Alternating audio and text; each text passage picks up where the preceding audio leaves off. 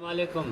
ही नंढड़ो बच्चो जंहिंखे ये खारिश ऐं चोर वार ही जेको मथे में हिन जे ख़ारिश जी बीमारी आहे, पासारी जे दुकान ते वञी माज़ू फल जेके माज़ू फल चवंदा आहिनि उहो खणी हिकिड़ो पाउ माज़ू फल जो वठी पाउ सॼो ऐं उनखे कुटे पोइ पाणीअ में रधे जॾहिं पाणी उन में घाटो थी वञे त पोइ उन में वरी अधु किलो विझनि उन खोपरे जो तेल।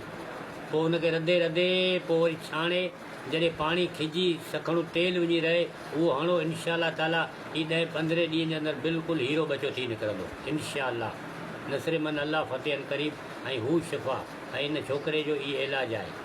महिरबानी करे जेको वीडियो ॾिसे पियो इन छोकिरे ताईं लिखी या कहिड़ो बि तरीक़ो करे पैगाम मोकिले त माज़ू फल ऐं खोपरो ऐं इनखे कुटे वरी पाणीअ में मिक्स करे रधे ऐं पोइ ख़ाली तेल विझी बचे उहो तेल सिर्फ़ु इस्तेमालु कर त बर्फ़ थी वञे न बचे खे तमामु घणी तकलीफ़, एतिरी तकलीफ़ जेके वॾो माण्हू बि न बर्दाश्त करे सघंदो।